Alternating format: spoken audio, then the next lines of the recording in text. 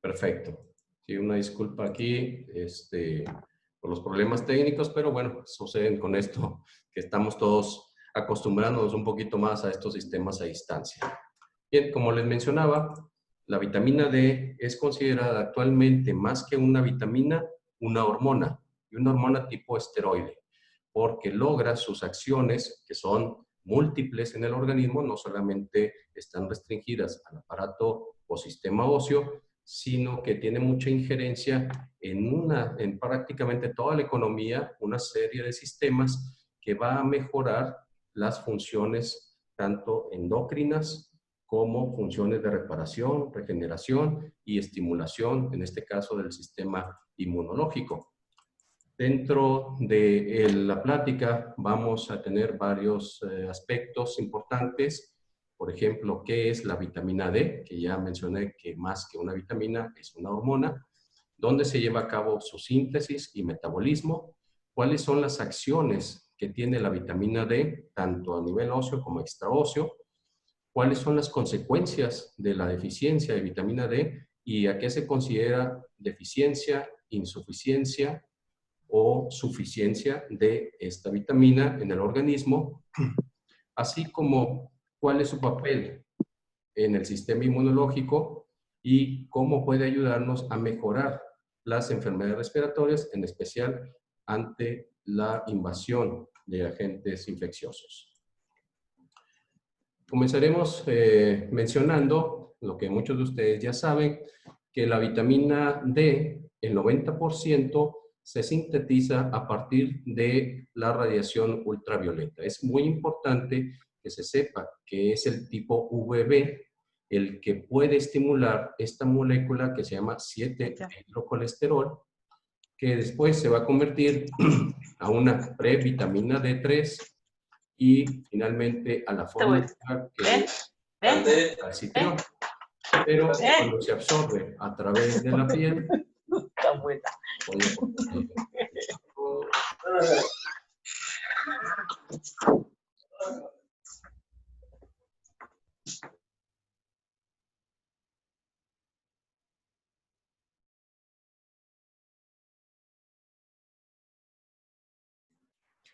decíamos que a través de los rayos solares UVB se puede convertir esta molécula de 7-dehidrocolesterol en vitamina D3. Eso es por una parte y representa la mayor parte de la vitamina D, que es el 90%. El otro 10% está dado por la alimentación, que puede ser de origen animal, por ejemplo, el colecalciferol, o el ergocalciferol, que es de origen vegetal, ¿sí? Estos dos elementos, la D3 y D2, tanto por radiación solar como por alimentación, pasan después del intestino al torrente sanguíneo, donde a través de una proteína transportadora de vitamina D llega al hígado y mediante esta 25-hidroxilasa se convierte a esta calciferiol, que es una forma aún no activa de la vitamina D, pero es la más estable y de vida más larga, y por eso la utilizamos como un biomarcador sérico. Ustedes en laboratorio lo que hay que hacer es pedirlo como 25-hidroxi vitamina D, y esto va a darnos un nivel sérico real de lo que está en el paciente y si hay suficiente cantidad de vitamina D para poder protegernos y ayudar a restablecer el equilibrio bioquímico y en este caso el sistema inmunológico.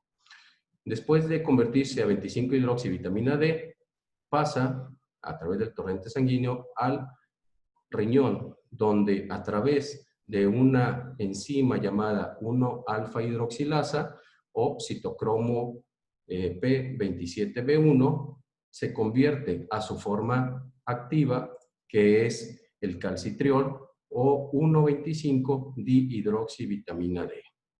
Esta forma activa es la que ejerce su acción tanto a nivel óseo como extraóseo. Por ejemplo, el intestino pues aumenta la absorción del calcio, a nivel muscular disminuye la sarcopenia y así cada uno de los sistemas. Y a través del sistema inmunológico estimula tanto la inmunidad innata y modula la inmunidad adquirida. Y aquí hay que hacer una observación. Las células del sistema inmune tienen receptores para vitamina D, pero más importante es que tienen la 1-alfa hidroxilasa ya integrada, y eso va a mejorar la conversión de calciferiol o 25-hidroxivitamina D en su forma activa, 1,25-dihidroxivitamina D.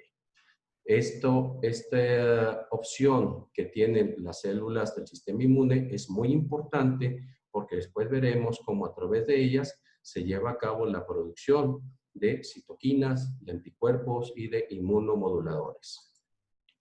Para complicar un poquito más el cuadro, tenemos esta gráfica donde se observa, es básicamente lo mismo que les acabo de explicar de una forma muy gruesa, pero donde vale la pena hacer algunas observaciones.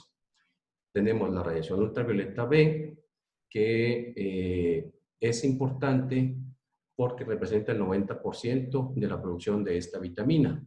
Si las personas se encuentran encerradas, si no están expuestas al sol al menos 20 minutos diario, si no toman suficiente cantidad de vitamina D en los alimentos, que solamente son 10%, ya lo sabemos, si es muy obesa, porque también el tejido adiposo secuestra la vitamina D, ya que la vitamina D también es lipolítica y también estimula la adipogénesis. O sea, puede modular la adipogénesis y la lipólisis al mismo tiempo, pero para eso necesita una buena cantidad de vitamina D.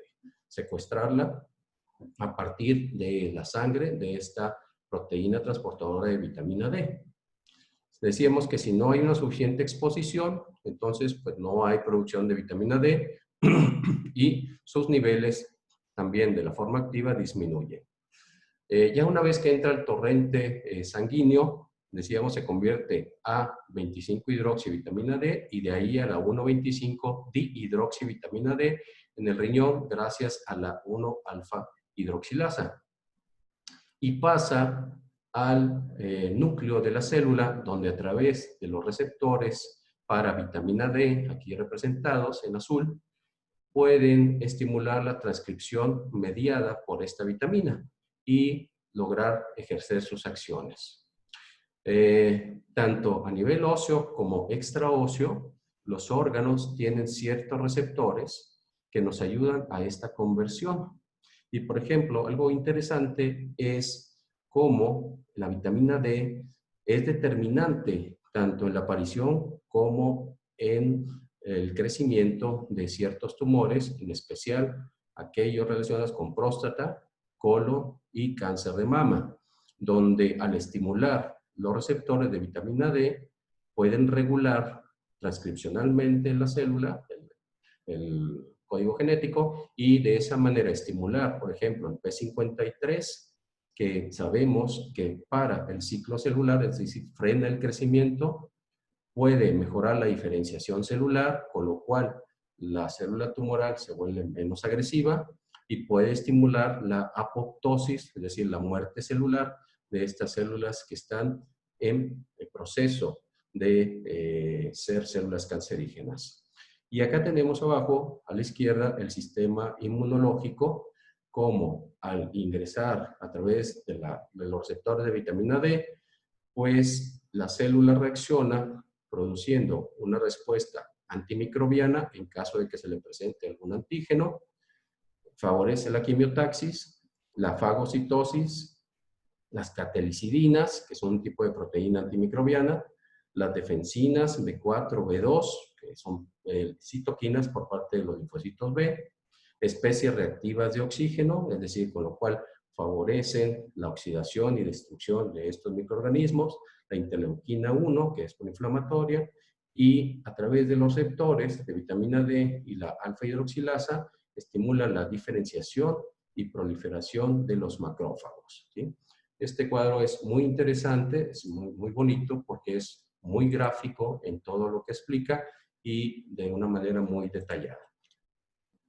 Por supuesto que necesitamos, antes de tratar cualquier paciente, saber cuál es su nivel de vitamina D. Y esto lo podemos hacer, decíamos, a través de un examen que es la 25-hidroxivitamina D, que lo hace ya todo el laboratorio, y donde las diferentes sociedades, instituciones y academias pues han determinado los niveles deficientes, insuficientes, suficientes o el grado de intoxicación.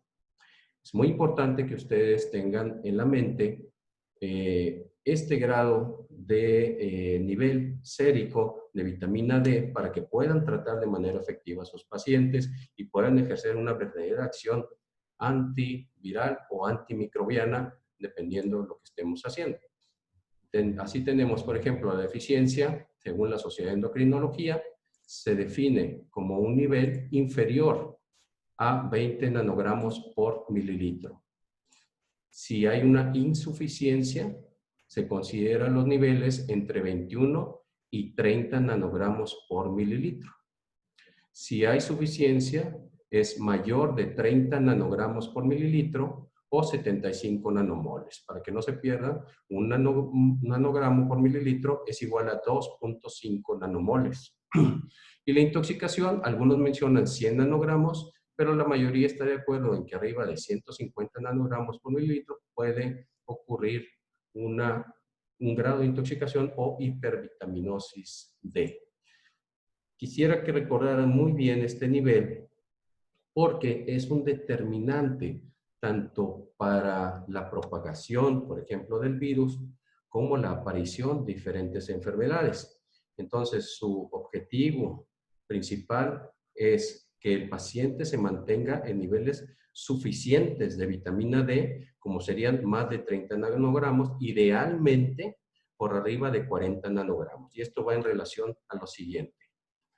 Se ha observado en diferentes hospitales y en un estudio que publica Eric Herfstadt de Fort Collins, Colorado, donde él dice que no hubo pacientes que se admitieran en el hospital por si sus niveles de vitamina D eran mayores de 40 nanogramos por mililitro. O sea, esos pacientes pasaron como el 80-85% de los casos como un nivel leve o una enfermedad leve por el coronavirus. En cambio, aquellas personas que tenían menos de 40 nanogramos, vean, fueron desarrollando enfermedades más graves y llegando a nivel crítico. La persona, la mayoría de los pacientes en estado crítico tienen niveles por debajo de 17 nanogramos por mililitro de vitamina D. Aquellos pacientes que ya requieren soporte ventilatorio, que están intubados, que tienen shock circulatorio o esto que llamamos ahora la tormenta de citoquinas, que en realidad pues es una cascada y que genera una serie de fallas multisistémicas en estos pacientes hospitalizados. Entonces, el objetivo principal sería ya de 30 subir a 40 nanogramos por mililitro, pero aún no terminamos en este nivel. Cuando se habla de exposición solar, es importante recordar también lo que es la estación en la cual estamos actualmente. Por ejemplo, el doctor Serrano en el 2017 publica a través de la Universidad de Valencia este estudio de dosis ultravioleta y relación con la vitamina D. Y concluye que en invierno se necesitan 2 horas para obtener la misma cantidad de vitamina D que en 10 minutos los meses de verano. Por eso les menciono que en este periodo es muy importante que la gente se asolee al menos 10, 15, 20 minutos sin protección solar y vamos a ver cuál es la cantidad de piel que debo exponer perdón, para que se produzca suficiente cantidad de vitamina D. Y aquí tenemos una regla que es por cada centímetro cuadrado de piel se produce un nanogramo de vitamina D3.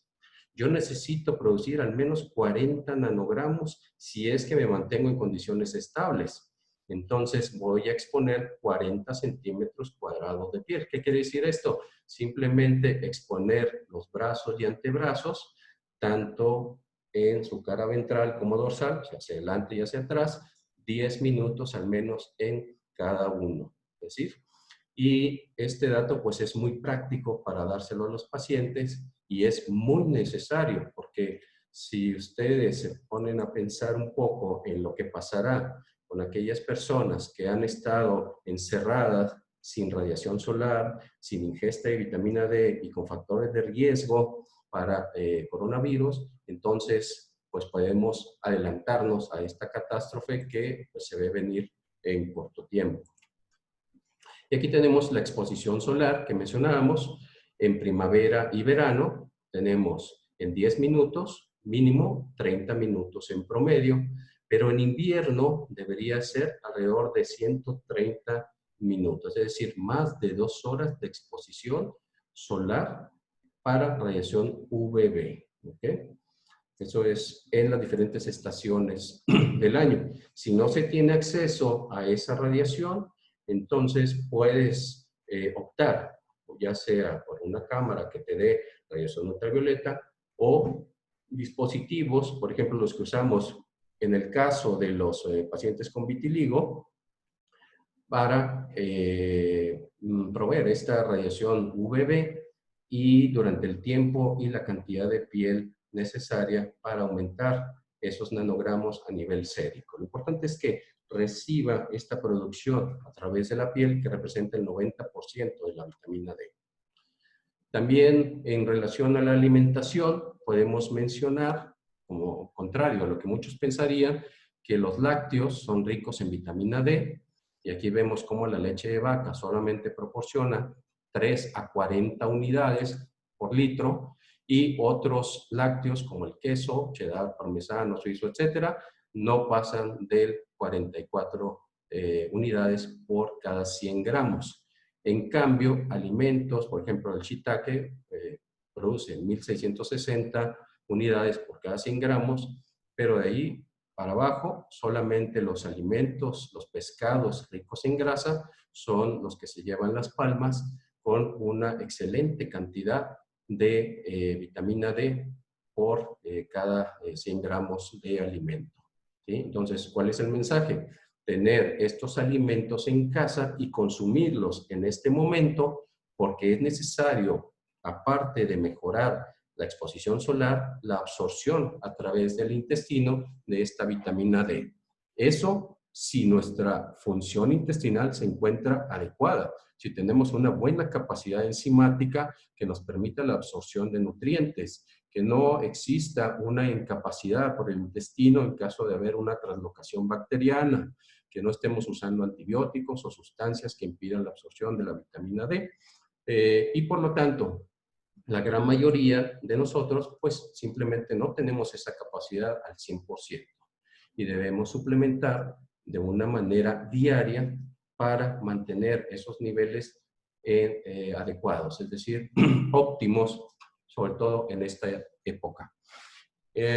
Y si recuerdan, pues nada más un apunte sobre la emulsión Scott, que ustedes recuerdan que nos daban de niños, casi a fuerza persiguiéndonos para que consumiéramos una cucharada de aceite de hígado de bacalao. Bueno, esta cucharada nos provee 924 unidades por porción.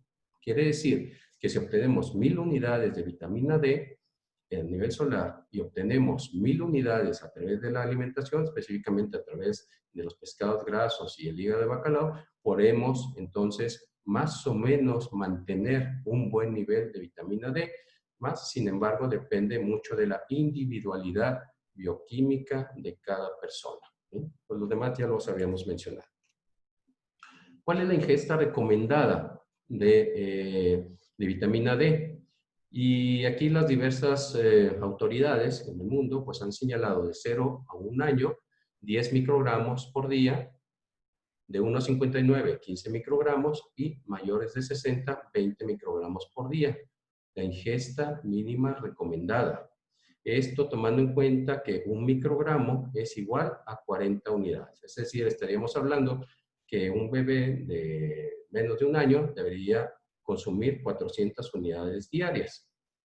Por eso es mejor las leches fortificadas en caso de que no exista lactancia para proteger estos bebés. De 1 a 59 años, 600 unidades y más de 60, 800 unidades. Sin embargo, ¿cuál es la recomendación actual? La recomendación actual es entre 5,000 y 10,000 unidades diarias y eso lo vamos a ver más adelante. Situaciones especiales que requieren una buena cantidad de vitamina D. Tenemos, por ejemplo, en la adolescencia hasta 600 unidades, posmenopausia hasta 800, ancianos, pacientes con osteoporosis, pacientes fracturados y pacientes que reciben corticosteroides, pues se recomienda dar al menos 1,000 unidades por día, ¿sí? Es decir, sin tomar en cuenta las otras situaciones, pero esto es siempre y cuando exista un equilibrio perfecto en el organismo. Y esto en el 99% de los casos no existe. Tenemos siempre algún factor que impide la buena absorción de nutrientes y el buen metabolismo de ellos para elevar los niveles séricos, en este caso hablando de la vitamina D. Y precisamente en relación a esto, a veces me preguntan, ¿por qué entonces países como España, como Italia, ¿verdad? El mismo Corea, que son países, los dos primeros muy soleados, pues existe tanto caso de COVID-19? Y la razón es que uno piensa que la alimentación, como es una alimentación básicamente mediterránea, muy rica en grasa, ¿verdad? Sí, baja en carbohidratos simples, rica en flavonoides, carotenoides, etcétera, pues debería esperarse un buen nivel de vitamina D. Lo contrario es lo cierto.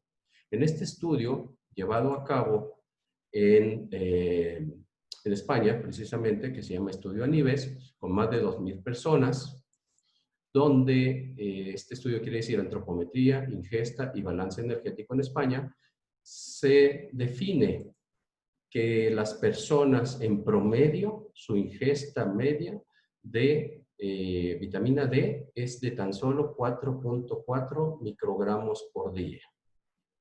Esto equivale a 176 unidades por día.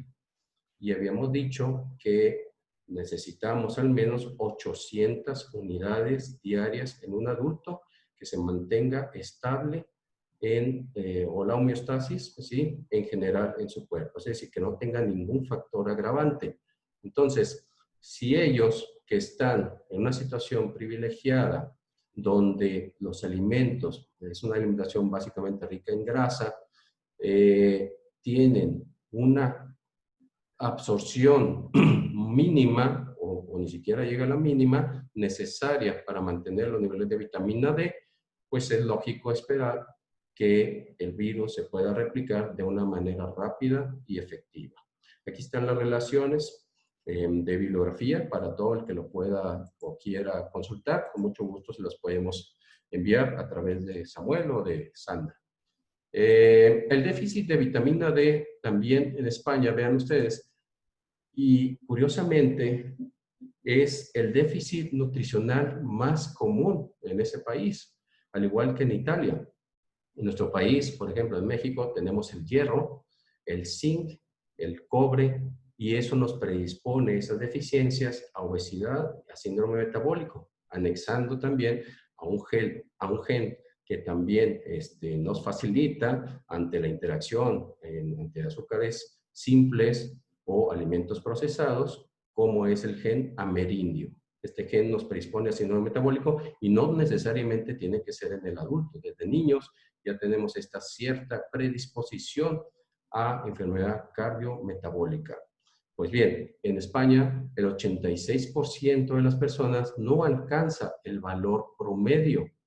Es decir, la gran mayoría de la gente está por debajo de los 25 nanogramos por mililitro y esto demostrado en ciertos estudios multicéntricos. Ahora, esta gráfica me gusta mucho y creo que le pueden sacar bastante provecho porque nos demuestra la relación entre el nivel sérico de vitamina D en nanogramos por mililitro y la incidencia de enfermedades comparados con lo normal. Entonces, cuando tenemos, habíamos dicho que el nivel mínimo necesario para una persona para considerarse suficiente es de 30 nanogramos por mililitro.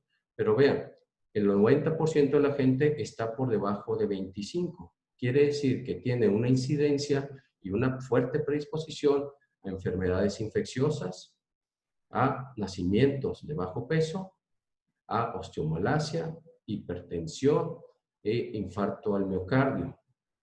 Pero ¿qué pasa? Por ejemplo, en el caso de hipertensión, vean, brincando de 15 nanogramos, pasando un poco el 30, baja prácticamente un 30% la incidencia de esta enfermedad. También, por ejemplo, en algunos niveles se requiere, en algunas enfermedades se requiere niveles más altos de vitamina D para poder frenar el proceso degenerativo o inclusive revertirlo. Por ejemplo, en el caso de osteoporosis, que en la gran mayoría está entre 20 y 30 nanogramos, requerimos más de 40 nanogramos de concentración sérica. Falla cardíaca igual, arriba de 50. Y enfermedades como la esclerosis múltiple se requiere más de 75 nanogramos por mililitro, e igual los cánceres de mama y de colon requieren más de 60 nanogramos por mililitro para disminuir de manera importante su incidencia.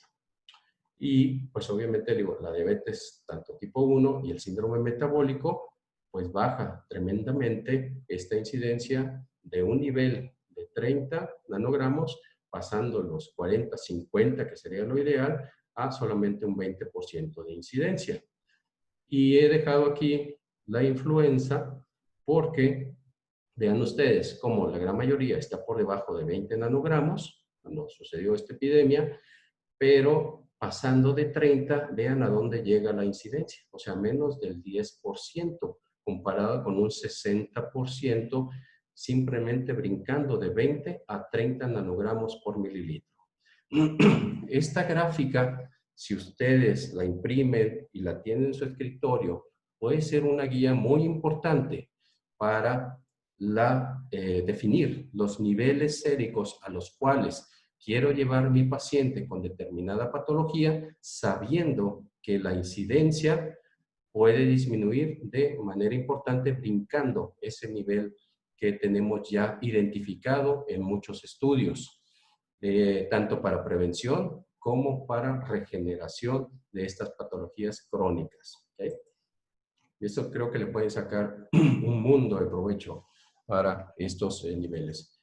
Huimalaguanza, él describe este cuadro más o menos de manera semejante, como a tanto nivel sérico se va aliviando o mejorando las situaciones clínicas. Y él menciona de 10 nanogramos, vean la mineralización ósea, osteomalacia, arriba de 20 el balance y los reflejos, las caídas, la sarcopenia, arriba de 30 las fracturas, las infecciones, y por arriba de 40 la enfermedad cardiovascular, que ustedes saben es la causa número 1 de mortalidad en el mundo, y todas las causas de mortalidad en general se pueden superar por arriba de 40 nanogramos por mililitro. Si estamos arriba de 50, pues es lo ideal para aquellos enfermos que padecen cáncer, y sobre todo 75 nanogramos, enfermedades autoinmunes, y la capacidad física, intelectual, es decir, lo que llamamos antienvejecimiento. Entonces, podemos mencionar que los niveles séricos de vitamina D sí influyen sobre la prevención y el tratamiento de las enfermedades crónico-degenerativas. Y bien, en México, ¿qué pasa? ¿Qué sucede? Que se ha reportado que la deficiencia de vitamina D3 es de 1 de cada 3 adultos presenta deficiencia o insuficiencia de vitamina D. La prevalencia nacional dice que en mujeres es de 31.8% y en hombres 28.4%. Y que esta deficiencia se ve más reflejada en los habitantes de la Ciudad de México en un 43.1%. Es decir, la mitad de la Ciudad de México padece una deficiencia muy, muy importante de vitamina D. Sin embargo, yo creo que estos valores se quedan cortos y vamos a demostrarlo a continuación. Buscando artículos en referencia a la relación entre vitamina D e inflamación en pacientes adultos, encontré este estudio publicado en Mediadores de la Inflamación en el 2017, publicado por la doctora Leticia Elizondo y su equipo de trabajo en la Escuela de Medicina del TEC de Monterrey, donde estudian las variaciones estacionales en vitamina D asociados con la edad, las citoquinas inflamatorias, los parámetros antropométricos y los factores de estilo de vida en adultos mayores. Vamos a ver cómo se llevó a cabo este estudio. Este es un estudio longitudinal en adultos entre 55 y 86 años de edad, residentes de la ciudad de Monterrey, en México, al norte del país, donde es una zona bastante soleada, seguimiento a 12 meses, con revisión de los niveles cada 3 meses, criterios de inclusión, personas sanas e independientes. Es decir, no se consideraron enfermos crónicos ni personas que estuvieran tomando medicamentos de forma crónica o que padecieran alguno de los factores predisponentes a deficiencia de vitamina D. ¿Okay? ¿Qué fue lo que encontraron? Pues bien, encontraron que a pesar de ser una zona bastante soleada, los niveles de vitamina D en primavera y verano, la gran mayoría entraba en la zona de deficiencia. Por ejemplo, en primavera era mayor del 55% y en verano alrededor del 40%. También en otoño pasaba del 40%, pero en invierno vean cómo se dispara a más del 65%. Y los niveles suficientes, arriba de 30 nanogramos, pues no pasaban del 10% de la población. Estamos hablando de adultos mayores. Entonces, a pesar de tener una buena cantidad de sol, no es suficiente para mantener estos niveles adecuados de vitamina D y por lo tanto no estamos protegidos de estas enfermedades crónicas y mucho menos de las infecciones de vías respiratorias. La vitamina D se encontró en niveles deficientes e insuficientes en el 91.3% de los sujetos, a pesar de vivir en una latitud apropiada. Los niveles de 25-hidroxivitamina D permanecieron bajos en sujetos de 74 años, combinado con el ancho de la cintura, que fuera mayor de 88 centímetros, y el índice de masa corporal mayor de 32.7. Mostraron una elevada probabilidad de más del 90% de deficiencia de vitamina D. Es de resaltar que un incremento, y aquí sí me gustaría que apuntaran esto, un incremento de 1 centímetro en la cintura disminuía la 25-hidroxivitamina D de 0.176 nanogramos por mililitro, mientras que un incremento en 1 punto en el índice de masa corporal, es decir, la relación entre el peso y la estatura, disminuyó la 25-hidroxivitamina D en 0.534 nanogramos por mililitro. Quiere decir que perdíamos medio nanogramo por cada punto de índice de masa corporal. Esto tomando en cuenta que el índice de masa corporal ideal es de 22, que se asocia a mayor longevidad de salud, pero se permite entre 22 y 24. Un punto de corte de 74 años de edad determinó la probabilidad de hipovitaminosis D. La deficiencia de vitamina D se relacionó con elevados niveles séricos de factor de necrosis tumoral alfa. Después vamos a ver cómo si mantenemos esta deficiencia de vitamina D con elevados niveles de factor de necrosis tumoral de manera crónica, porque acuérdense que estas personas eran personas sanas, no son personas enfermas hospitalizadas. Pero si mantienen este nivel de factor de necrosis tumoral alfa elevado, están más predispuestas a un estado proinflamatorio y enfermedades relacionadas. Especialmente en las enfermedades infecciosas respiratorias se ha asociado a fibrosis pulmonar, insuficiencia pulmonar crónica, enfermedad pulmonar obstructiva crónica y, más importante, la estimulación de ciertos receptores que están asociados con el cáncer. Por ejemplo, los STAT o los JAK, que se han descrito en este tipo de patologías, pero eso lo vamos a ver un poquito más avanzada la plática.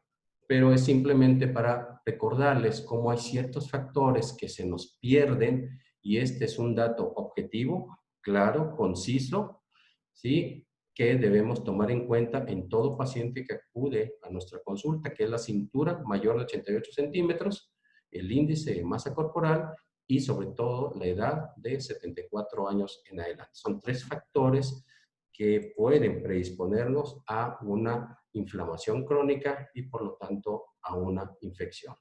También recordar que la inflamación crónica es el puente entre la enfermedad y el cáncer. ¿Qué factores entonces pueden darnos un déficit de vitamina D? En primer lugar, la poca exposición solar, el uso de cremas de protección solar, la hiperpigmentación cutánea. A mayor pigmentación, menor producción de vitamina D. Es decir, las personas de piel oscura producen menos vitamina D, pero vamos a ver un dato curioso después en otra gráfica. La edad avanzada, ya habíamos mencionado, 74 años, aunque se toma en consideración los 60 años en adelante en este momento. La baja ingesta de pescado graso, y normalmente le decimos a los pacientes que consuman al menos 30 gramos diarios de un pescado graso, tipo salmón, atún, etc. Mala absorción intestinal, que es más del 90% de los pacientes que vemos en consulta tienen un trastorno intestinal y sobre todo de absorción, y debemos darle enzimas digestivas que, aparte de mejorar la absorción, también pueden evitar la inflamación y la producción de células cancerígenas. Pero ese es otro tema. Medicamentos como la colestiramina, anticonvulsivantes, etcétera. Ahorita vamos a ver una lista. La obesidad y la deficiente hidroxilación hepática o renal. O sea, aquí tenemos varias observaciones. La primera es mantener un intestino sano a través del plan de las 4R, que muchos de ustedes conocen. La deficiente hidroxilación hepática, es decir, mantener una buena detoxificación, tanto en su fase 1 como en su fase 2, a través de los llamados lipotrópicos, la colina, inositol, betaína, el ácido fólico, el carbamariano, el glutatión, etcétera. Todos estos elementos que ayudan a inactivar las toxinas, empaquetarlas, pasarlas a la fase 2, donde se pueden polarizar y de esa manera ser eliminados a través de la orina o a través del excremento. Y la fase renal, obviamente, pues mantener una buena depuración, evitar fármacos que disminuyan esta depuración y mejorar la microcirculación a nivel renal. Y esto pues es lo que resume, que ya he mencionado, sobre la deficiencia de vitamina D en personas de piel oscura, es mucho mayor. Después le siguen otros habitantes que tienen una piel entre oscura y morena, nosotros los hispánicos, y por último los de raza blanca, que se pensaría que tienen una mejor absorción de la radiación ultravioleta, UVB, y por lo tanto una mejor producción de vitamina D. Pero, como dato curioso, vemos que la gente que predomina con esta deficiencia de vitamina D, pues obviamente son los de raza de color, ¿sí?, no hispánicos. Después seguimos los hispánicos, esto es en Estados Unidos, los blancos no hispánicos, pero vean la diferencia que hay en los individuos que viven en África y que son de piel oscura. Como su nivel, aquí los de raza oscura, no hispánicos, pero de Estados Unidos, tienen un nivel entre 15 y 19. Ellos tienen un nivel promedio de 46 nanogramos por mililitro. O sea, están muy bien protegidos contra este tipo de situaciones. Desgraciadamente, pues hay mucha malnutrición y desnutrición, y eso evita pues que su sistema inmunológico se mantenga de manera óptima. Pero es curioso cómo, a pesar de ser la misma raza, existen grandes diferencias en los niveles de vitamina D. Por eso se habla al principio de la pandemia de algún factor genético que pudiera interferir o ser clave en el desarrollo de esta pandemia o diseminación del virus. Pero no, hay otros factores mucho más importantes. Y otros elementos que disminuyen el nivel sérico de vitamina D, tenemos los contaminantes ambientales, los disruptores hormonales, sobre todo el sobrepeso y la obesidad, y aquellas alteraciones de tiroides, paratiroides y de la homeostasis del calcio. También tenemos metales pesados como el plomo y el cadmio, el uranio, el cesio, que interfieren con las enzimas, sobre todo la alfa-hidroxilasa, y tenemos contaminantes del medio ambiente, incluyendo aquellos que están relacionados con una baja exposición solar o bloqueadores de la radiación ultravioleta. Bueno, todo esto va a generar un déficit de vitamina D. Y aquí es donde entra precisamente el concepto de quelación. Entonces, uno de los pasos iniciales, si su paciente está estable, si no tiene patología importante o crítica, pues una quelación sería importante para eliminar estos metales pesados y quitar otro factor que esté bloqueando el buen metabolismo de la vitamina D y podernos mejorar el sistema inmunológico. Igual los disruptores hormonales y obviamente la exposición solar. En cuanto a las interacciones y contraindicaciones de la vitamina D, tenemos medicamentos como la colestiramina, el colestipol, el orlistat, por ejemplo, aquellos que están bajando de peso, evitando la absorción de grasa, que esto disminuye la absorción intestinal de vitamina D. La fenitoína, el fenobarbital, la carbamazepina, la rifampicina, incrementan el metabolismo de la vitamina D y pueden disminuir las concentraciones de 25-hidroxivitamina D. El ketoconazol antimicótico inhibe la enzima 1-alfa-hidroxilasa, que decíamos es la que convierte el calcitriol en calcitriol, es decir, a su forma activa, disminuye las concentraciones de esta forma activa. Los glucocorticoides incrementan el metabolismo de la vitamina D, por ejemplo, todo aquel con artritis reumatoide, con lupus eritematoso, con enfermedades que requieran glucocorticoides, pues van a tener o deben considerarse siempre como bajos niveles de vitamina D y por lo tanto recibir suplementación. Y algunos agentes citostáticos pueden aumentar también el metabolismo de esta 25-hidroxivitamina D. Niveles tóxicos de vitamina D conducen a una hipercalcemia, aunque la vitamina D actúa a nivel intestinal, aumentando la absorción del mismo, de este mineral, que puede precipitar las arritmias cardíacas en pacientes con digoxina y reducir la efectividad de verapamilo y diltiazem. Y obviamente pues está contraindicada en hipercalcemia e hiperparatiroidismo primario. Bien, en una revisión en el 2018 sobre los beneficios de la vitamina D sin referirse al aspecto musculoesquelético, encontramos que la vitamina D tiene injerencia prácticamente en todos los sistemas de nuestro cuerpo. A nivel intestinal, aumenta la absorción de calcio, mejora la función de barrera, es decir, disminuye la hiperpermeabilidad intestinal, mejora la detoxificación, mejora la homeostasis de la microbiota, que tiene mucha relación con el pulmón, la función pulmonar y las defensas antimicrobianas.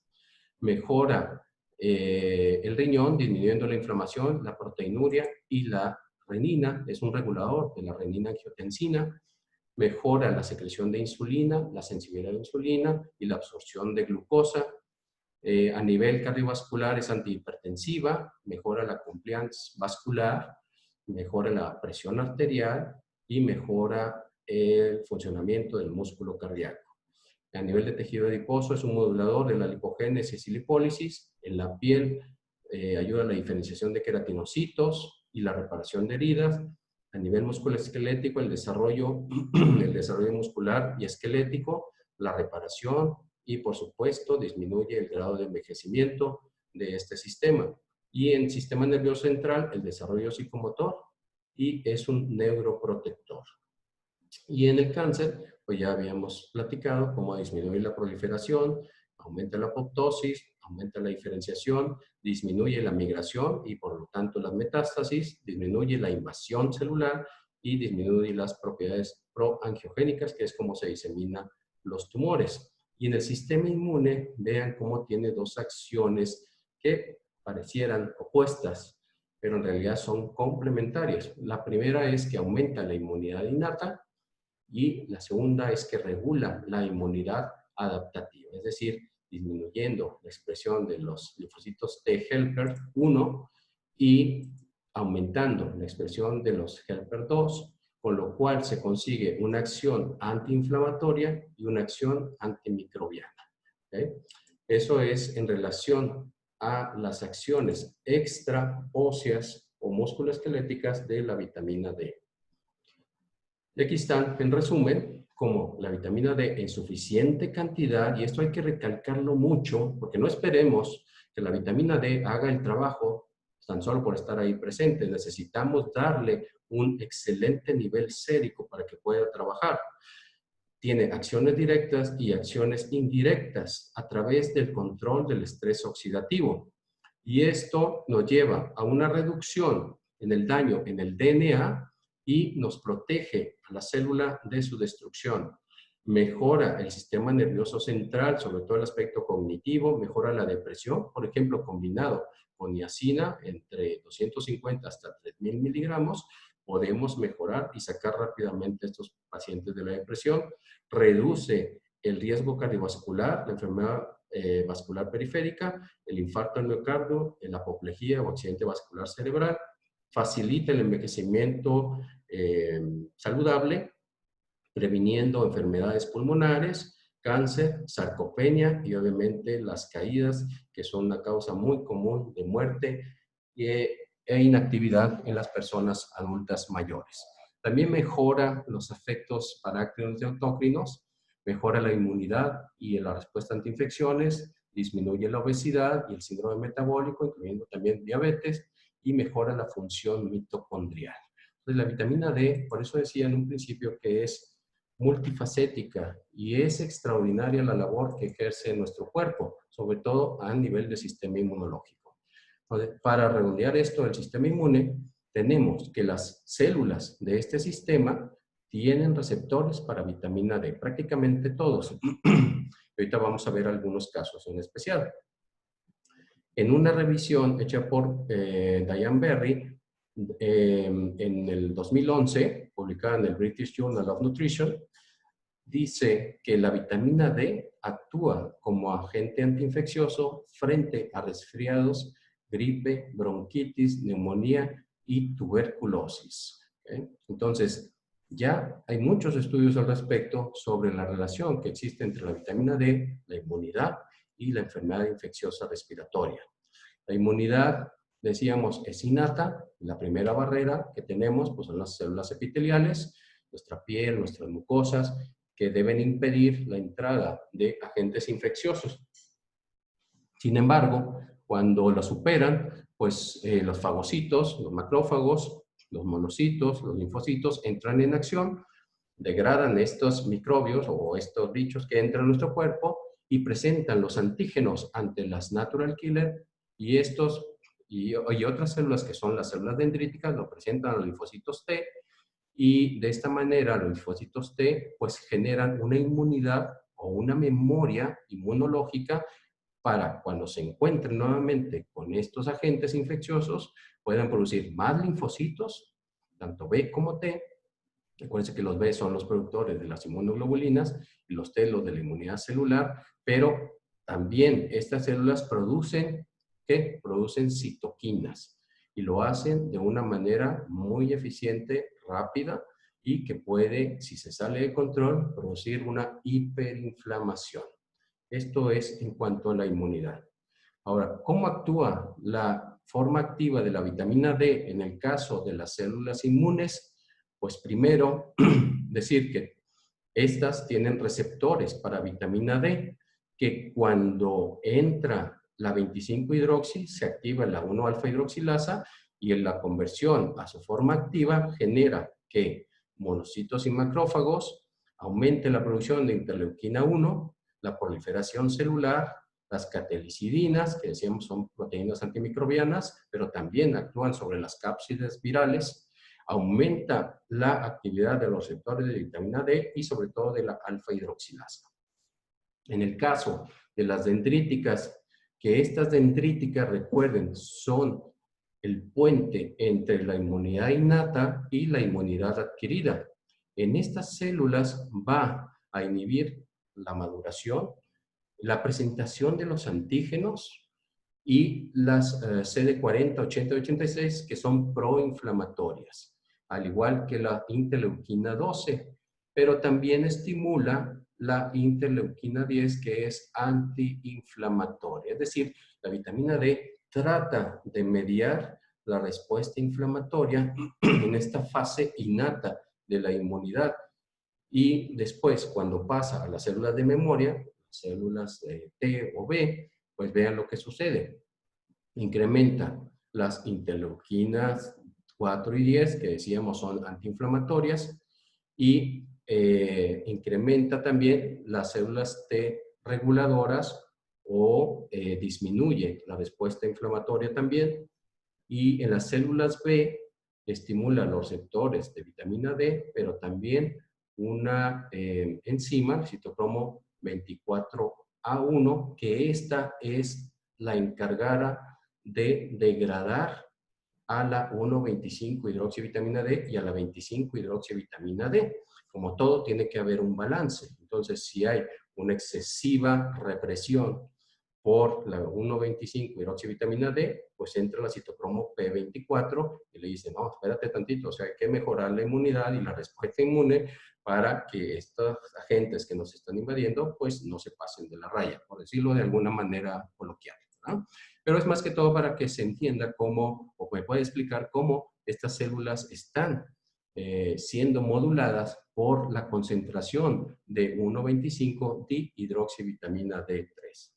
¿Okay? Y hablando de esto, me encontré este artículo que es muy interesante, que yo considero que ustedes deben leer de principio a fin, publicada en el 2011 por la Universidad de Wisconsin, en Estados Unidos, que habla sobre las acciones antivirales de la vitamina D.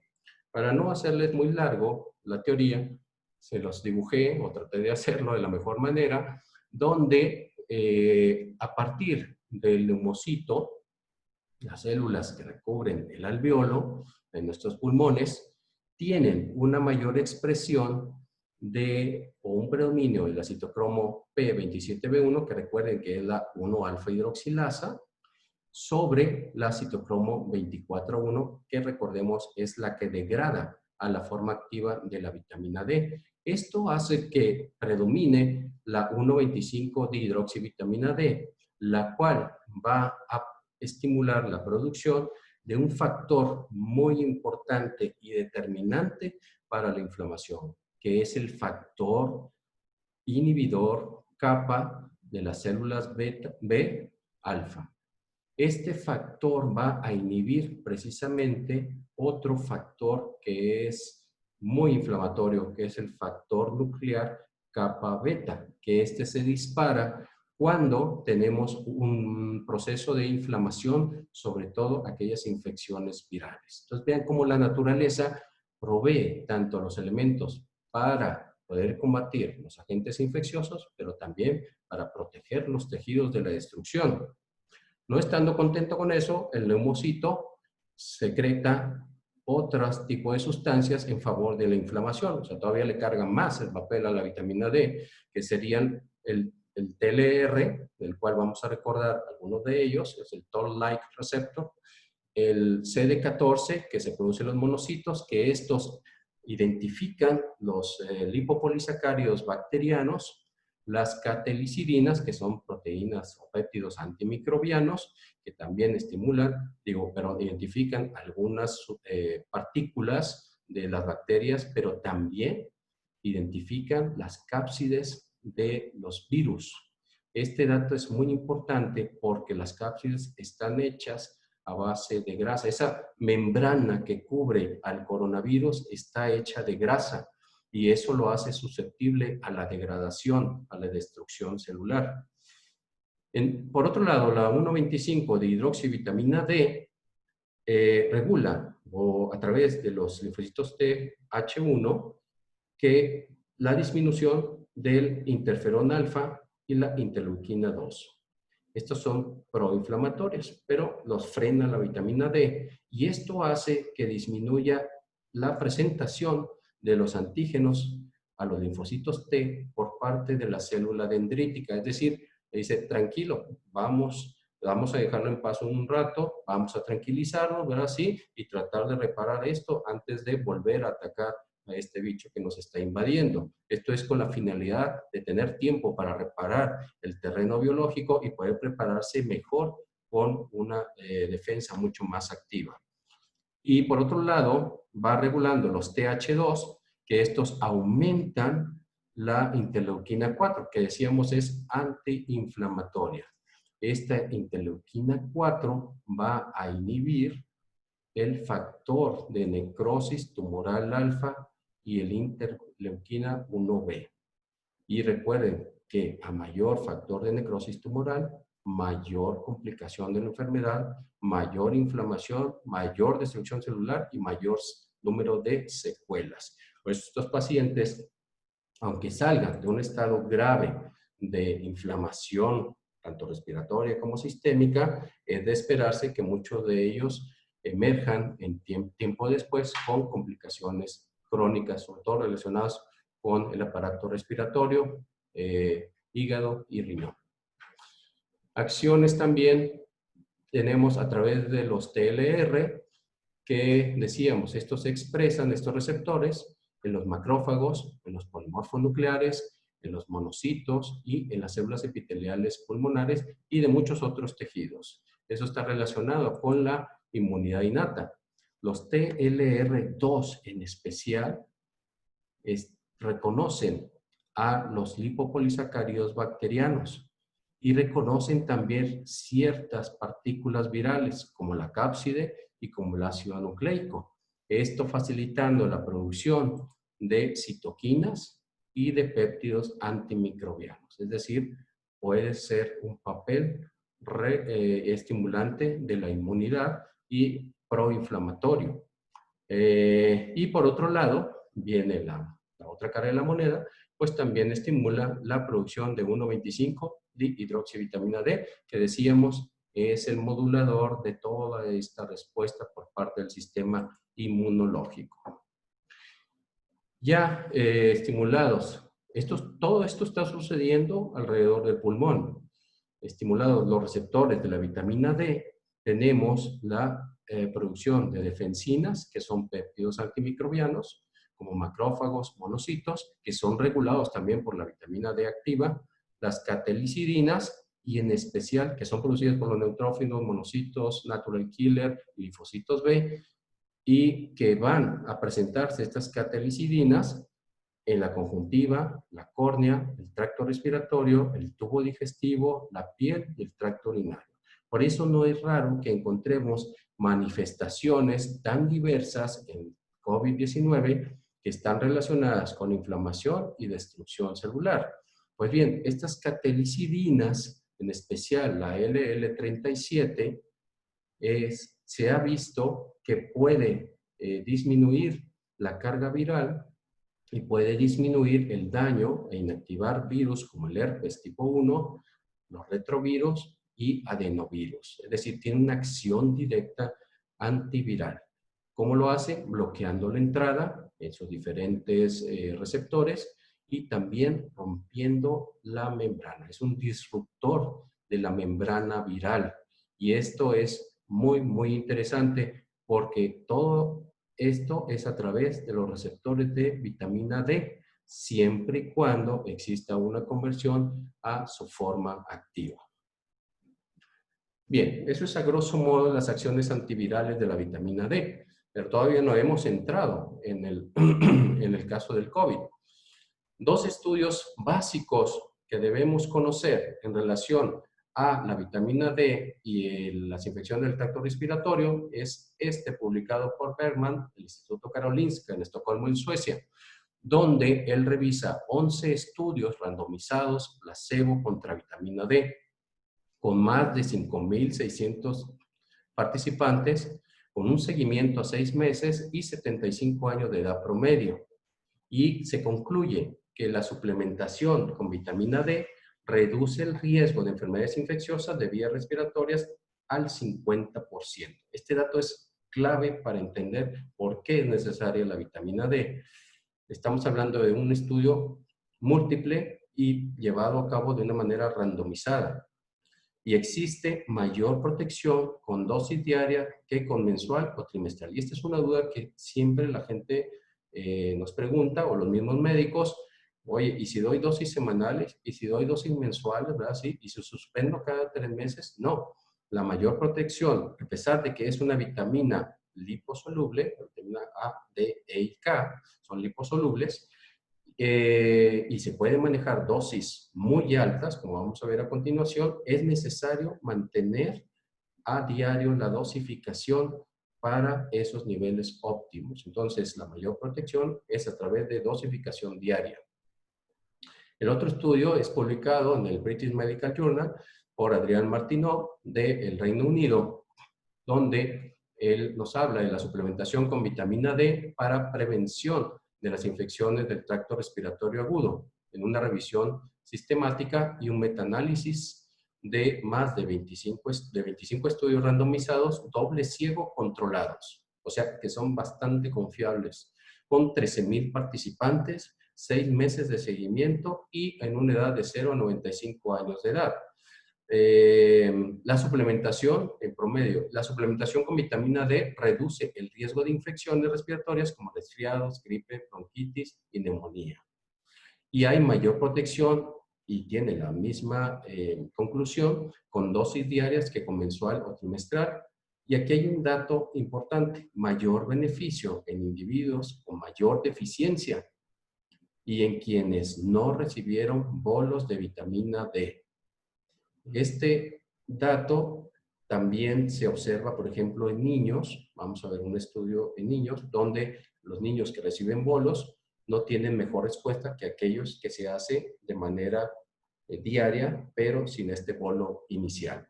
Pero es importante que a mayor eficiencia, mejor respuesta por parte del sistema inmunológico. Y aquí está este estudio. Yo revisé varios estudios en niños, pero creo que este es bastante importante y proyecta lo que quiero decirles. Es sobre el efecto de la vitamina D, la fortificación, la suplementación, la fortificación de los alimentos y los bolos de inyección en niños entre los 2 y 18 años de edad, en un metaanálisis publicado en el 2018. Con 25 ensayos, más de 5.400 niños. De estos ensayos, 9 fueron con alimentos enriquecidos, 15 con suplementos y 2 en bolo. Las dosis variaron de 100 a 4.000 unidades de vitamina D por día durante 2 años.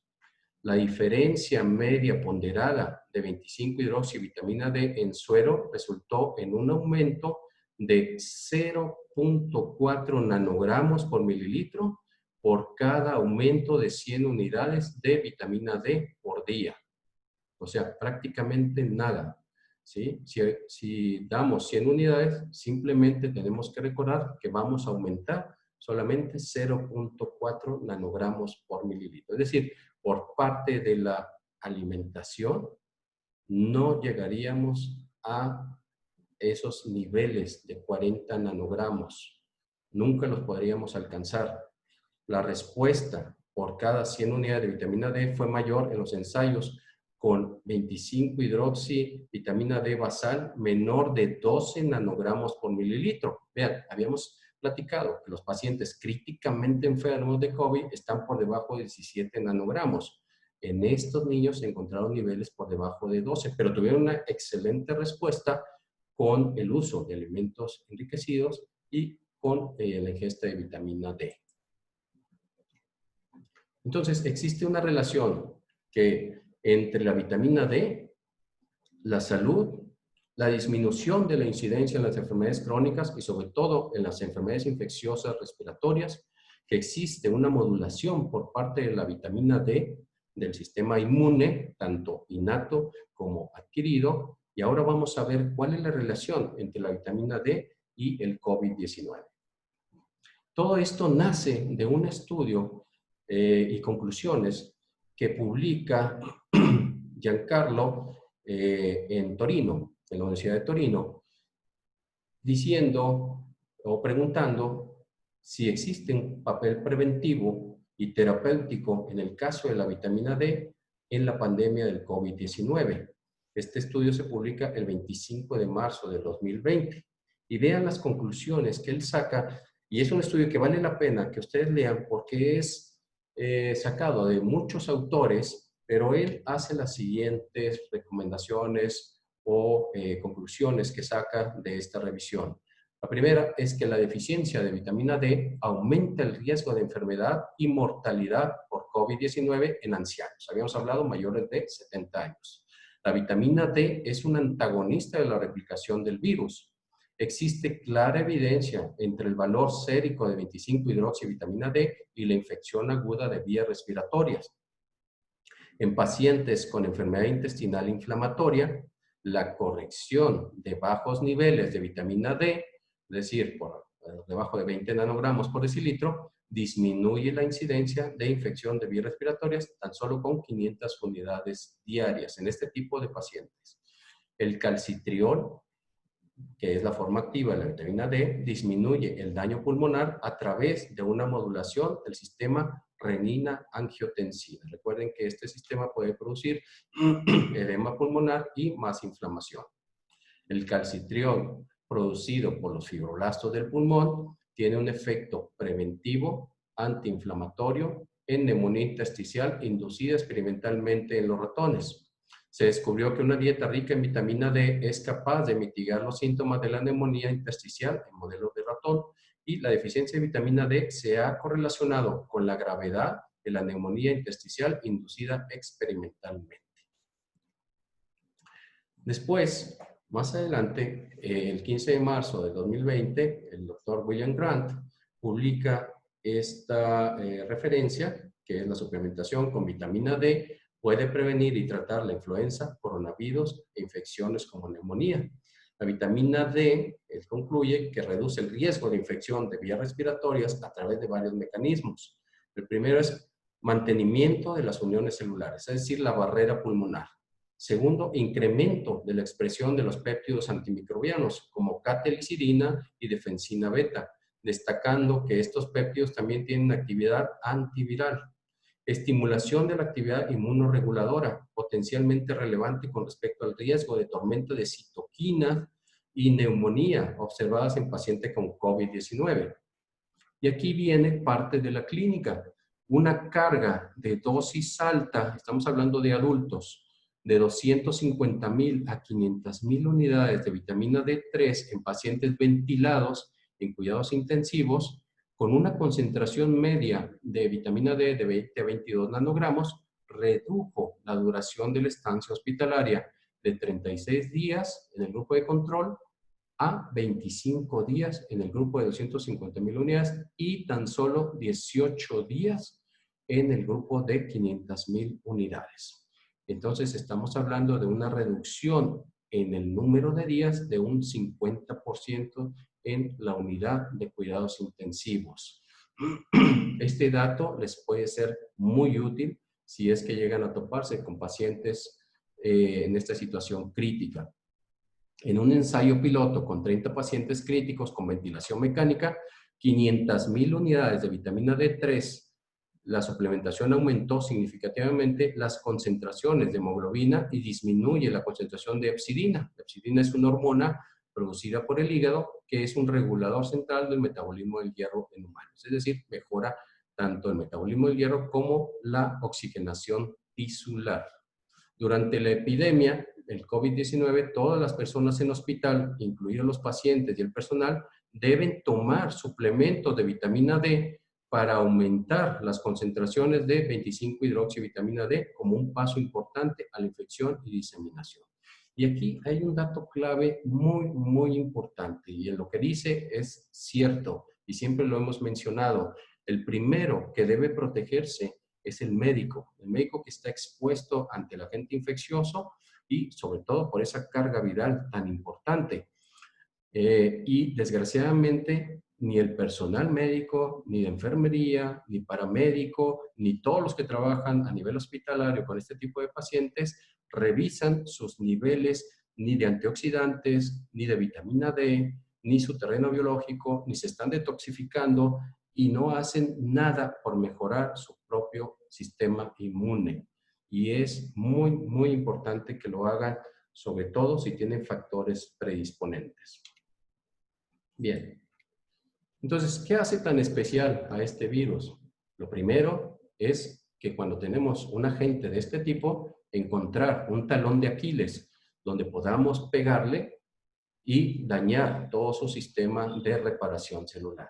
Habíamos dicho que la primera es la capa, la cápside que protege a este virus, que es de grasa. Eso lo hace susceptible a la disrupción por algunas citoquinas.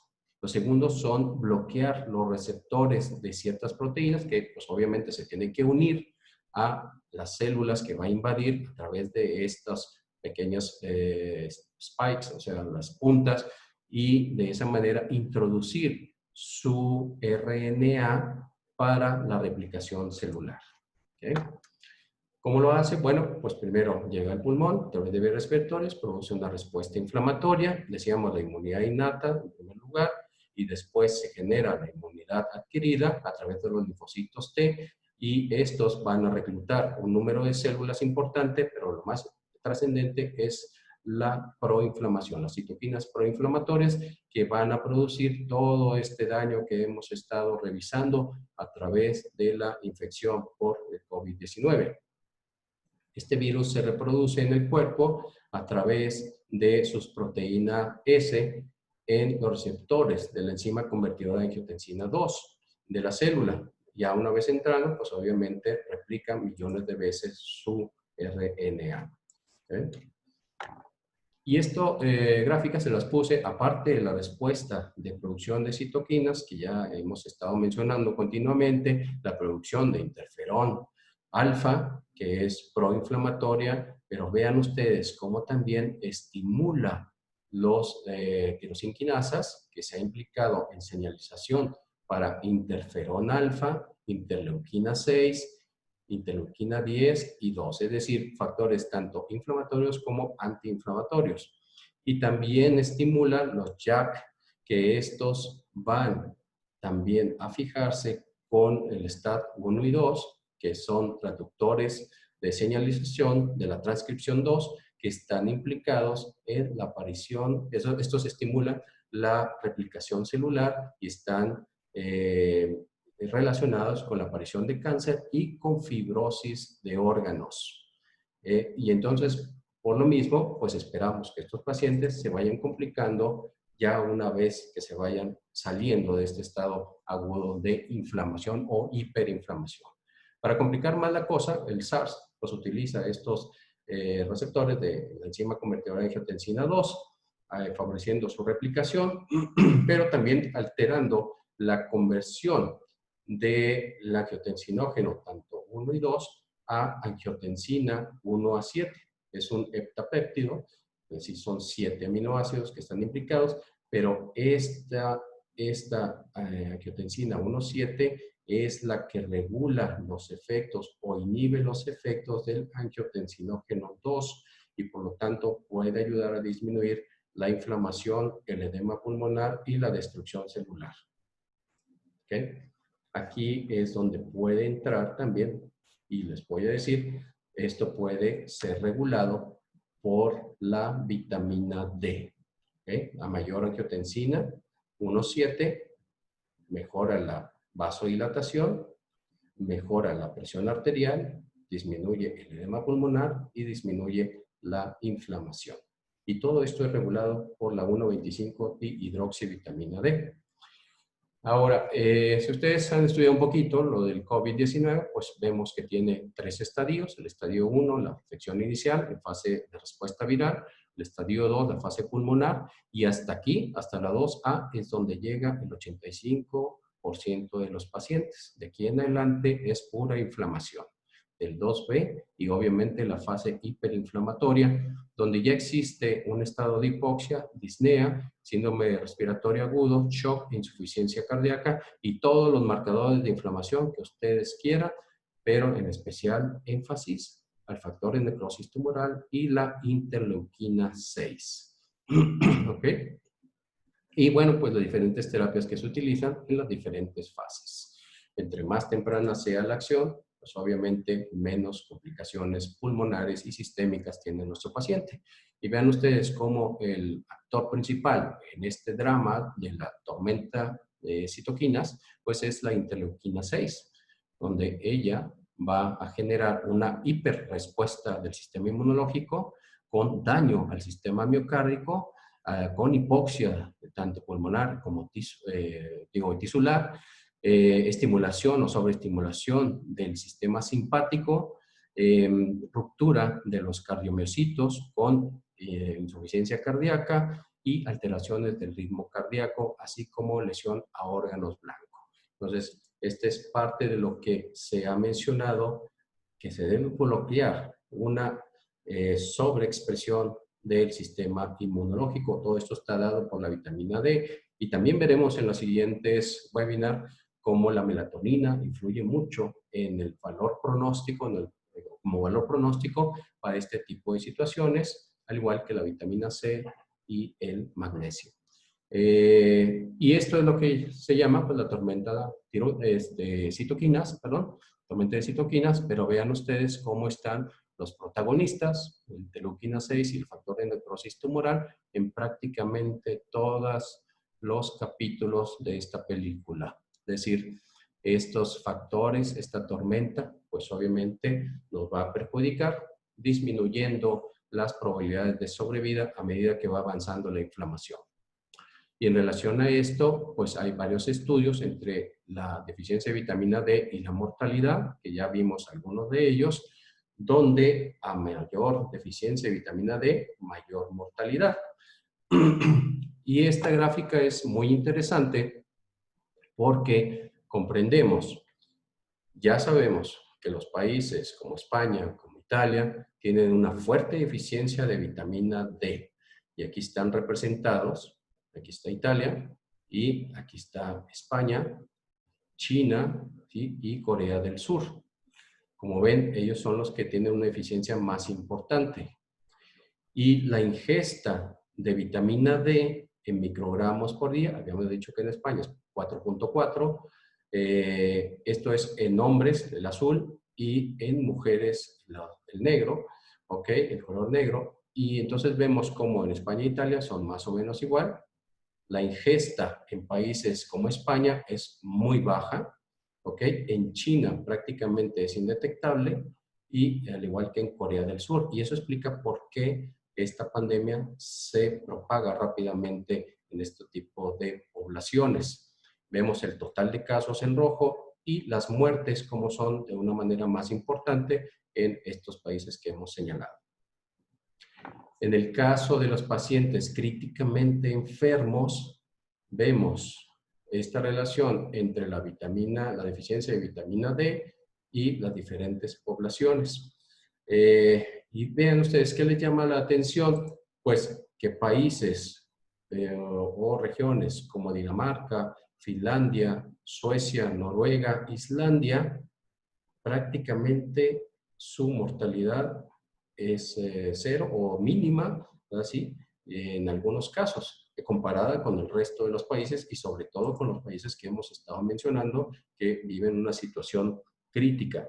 Pacientes críticamente enfermos, vean, el mayor número en Italia, en España y en estos países prácticamente no hay casos o están por debajo de 20 estos casos que se complican de manera importante.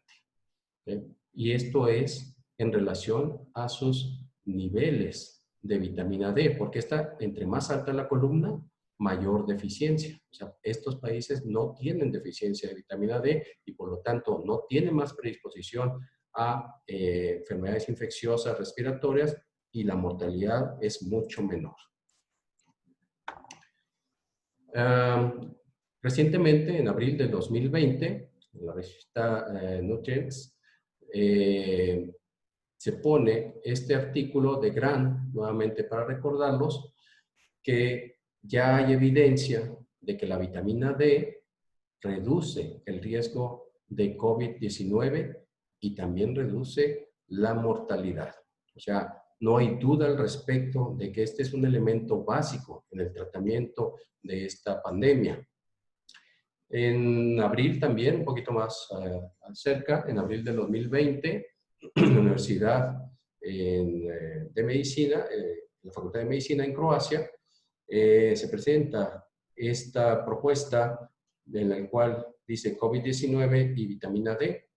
Existe una oportunidad para intervenir tempranamente. Jakovac describe que debido a la falta de tratamiento específico y la urgencia de actuar, estos hallazgos en relación a lo que estamos viendo en las gráficas anteriores podrían extrapolarse tentativamente a la infección por SARS-CoV-2, lo que justifica el uso de vitamina D como una posible terapia adyuvante. Dada la buena tolerabilidad y seguridad de incluso altas dosis de vitamina D, este enfoque cumple con el principio de primero no hacer daño, que es lo que buscamos en todos nuestros pacientes. ¿Okay? En este mes de junio, este mes pasado, junio del 2020, se publica este artículo por Ricardo Casialanza de Pavia, Italia, donde menciona la suplementación nutricional temprana en pacientes hospitalizados no crítico o no críticamente enfermos por el COVID-19, un razonamiento y factibilidad de un protocolo pragmático. Él refiere que están tratando a estos pacientes en presencia de déficit de 25-hidroxivitamina D con 50,000 unidades por semana, distribuidos a través del día, si los niveles son inferiores a 20 nanogramos por mililitro. O sea, ahí tienen otra guía que es bastante cierta en relación a la vitamina D. 25,000 unidades por semana si el nivel es entre 20 y 30 nanogramos por mililitro.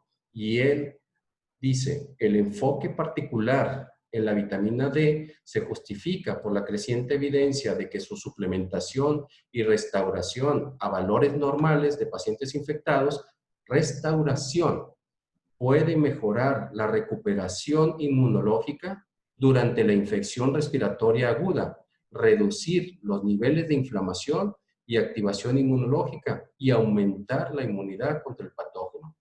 ¿Qué quiere decir esto? Que no necesitamos sobredosificar al paciente o llevarlo a un nivel de toxicidad para conseguir destruir el patógeno invasor, controlar la inflamación y regular la respuesta inmune de nuestro paciente. Simplemente basta con llevarlo a esos niveles óptimos, séricos de vitamina D, que en este caso recomendamos que sea más de 40 nanogramos por mililitro. ¿Okay?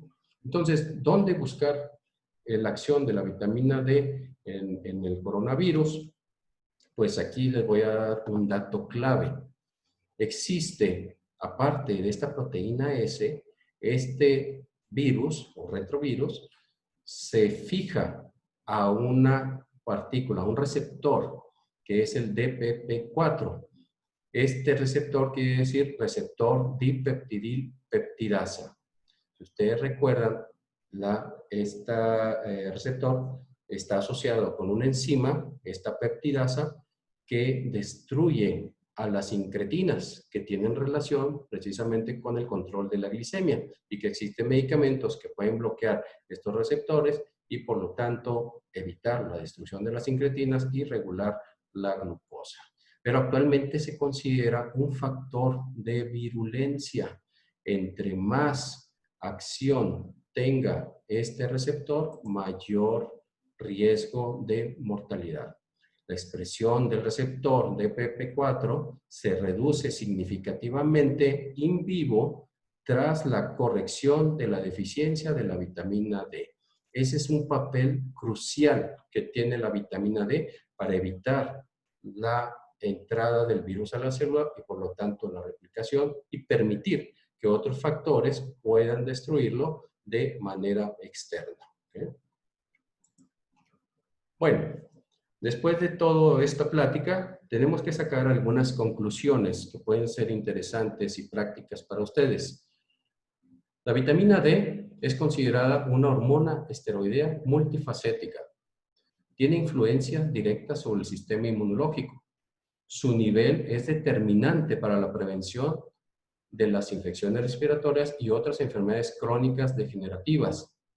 Se debe hacer especial énfasis en los niveles en personas mayores de 74 años y es un factor pronóstico de la severidad en el caso de infección por coronavirus. Su papel en el tratamiento del SARS-CoV-2 incluye bloqueo de la entrada del virus y por consecuencia su replicación, así como modulación de la respuesta inmune mediante catelicidinas, especialmente la LL37, defensina beta-2 humana y las especies de radicales oxígeno. La vitamina D puede atenuar algunas de las secuelas inmunológicas críticas posteriores que provocan un peor resultado clínico en la infección por COVID-19. Y este es un dato clínico muy importante. No solamente basta con frenar la infección viral, es decir, es necesario continuar el tratamiento por un largo plazo y vigilarlo continuamente a estos pacientes para ver si desarrollan complicaciones crónicas posteriores a la infección, especialmente aquellas relacionadas con fibrosis, inflamación crónica y cáncer. También como la respuesta prolongada de interferón gamma y la elevación persistente de interleuquina 6, que es un indicador pronóstico negativo en pacientes con neumonía. Mayor interleuquina 6, mayor mortalidad. El riesgo de toxicidad es bajo, y ya lo vimos, aún en dosis elevadas. Lo importante es llegar a ese nivel sérico mínimo de 40 nanogramos por mililitro. Y las dosis que se requieran serán las necesarias para alcanzar ese nivel y poder proteger a nuestros pacientes. ¿Qué recomendaciones podemos hacer respecto a esto? Primero, medir el nivel de 25-hidroxivitamina D a toda persona en este momento de la historia y en especial a los médicos y a los que tratan pacientes con COVID-19. Es un valor pronóstico en ello. Mantener un nivel sérico superior a 40 nanogramos por decilitro. Exponerse al sol al menos en esta estación del año 10 minutos al día en primavera, verano y 130 minutos en invierno. Alimentos ricos en vitamina D y de fácil absorción, pero sobre todo mejorar la absorción intestinal, la detoxificación hepática y la función renal. Corregir los factores que propician la deficiencia de vitamina D, especialmente la obesidad, los medicamentos que intervienen con su metabolismo. La mayor protección ocurre con dosis diarias y no mensuales o trimestrales. Y los suplementos deben ser a diario, por ejemplo, en niños, neonatos, 400 unidades por día, de 1 a 18 años, 600 a 1000 unidades por día, mínimo, para si es que se encuentra en condiciones estables. Y se desaconseja megadosis en bolos en estos niños y vigilar presentaciones para evitar sobredosis. Sobre todo, los niños vienen presentaciones en gotitas y a veces traen 800 unidades por cada 2 o 3 gotas y es necesario vigilar muy de cerca estas dosificaciones para evitar una sobredosis. Personas en riesgo y con niveles inferiores a 30 nanogramos, utilizar 10,000 unidades diarias por un mes y disminuir a 5,000 unidades diarias hasta normalizar los niveles séricos de 25-hidroxivitamina D. O sea, se trata de llegar a este nivel sérico sin sobrepasarnos. Pacientes adultos hospitalizados no críticamente enfermos, utilizar, como se ha recomendado, 50,000 unidades por semana en promedio, si el nivel es inferior a 20 nanogramos por decilitro, y 25,000 unidades por semana si se encuentra entre 20 y 30 nanogramos. En pacientes hospitalizados, una dosis de carga adultos, estamos hablando de 250,000 a 500,000 unidades internacionales, acorta los días de estancia y veíamos cómo a 500,000 unidades se baja al 50% los días de estancia en la unidad de cuidados intensivos y mejora importantemente la oxigenación tisular. ¿Okay? Bien, esto es parte de las acciones de la vitamina D, y estamos hablando específicamente de la inmunidad y el sistema respiratorio, pero tomar en cuenta que tiene muchas acciones en muchos órganos de nuestro cuerpo y que es necesario vigilar desde ya el nivel sérico adecuado para poder disminuir tanto el contagio, es decir, la propagación de este virus, como la complicación en el caso de los que ya tienen presentes la infección, y sobre todo vigilar muy de cerca las complicaciones a mediano y largo plazo. Bueno, pues muchas gracias. Tiene a disposición los libros nuevamente y pues vamos a las preguntas. Samuel, nada más déjame abrir un poquito aquí el, el micrófono, ¿verdad? Aquí está. Listo. Adelante.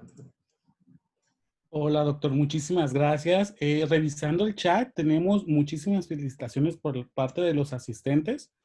Logramos una audiencia de 111 asistentes en este webinar. Tenemos como pregunta la doctora Liribet Rojas. La pregunta es la siguiente. Para un chico de 20 años, ¿cómo prevención, qué dosis recomienda? Bueno, 20 años ya es un adulto. Habíamos hablado que lo primero es ver el nivel sérico que se tiene de esta persona, si hay alguna situación predisponente a una deficiencia, y llevarlo a esa dosis, a ese nivel de 40 nanogramos por decilitro de vitamina D. Si no tiene la oportunidad, pues lo ideal es que esté entre 2.000 y 5.000 unidades diarias si es una persona sana, que hace ejercicio, que no tiene sobrepeso, etcétera, y que tiene un buen nivel sérico, pues eso sería una buena indicación, pero en promedio nos estamos recomendando 5.000 unidades diarias. Perfecto, doctor. Muchísimas gracias. Una felicitación más por parte de Marisol Mont. También tenemos una pregunta de la doctora Mónica Ruiz Sánchez. La pregunta es la siguiente. Dentro del rango normal de vitamina D3, ¿cuál consideran el idóneo? Bueno, volvemos a esto de que el rango ideal es entre 40 y 70 nanogramos por decilitro, y esto va en relación a la gráfica que mencionamos, si ustedes recuerdan, sobre las diferentes patologías, tanto infecciosas como crónicas degenerativas, y que están relacionadas a su nivel con la aparición de estas enfermedades. Entonces, si somos un poquito abiertos en este sentido, lo ideal es que esté por arriba de 40 nanogramos. Perfecto, doctor. Muchísimas gracias. La siguiente pregunta la hace Thomas Brown y la pregunta es, ¿los veganos tienen más riesgo de COVID-19 por el hecho de que no consumen comida con tantos niveles de vitamina D? Sí y no, ¿verdad? Si sus cantidades de alimento, habíamos dicho, son suficientes, solamente va a llenar ese 10% de la necesidad de vitamina D diario. Si él es un vegano que consume alta cantidad de alimentos ricos en vitamina, perdón, de suplementos ricos en vitamina D, sí puede llegar a ese nivel.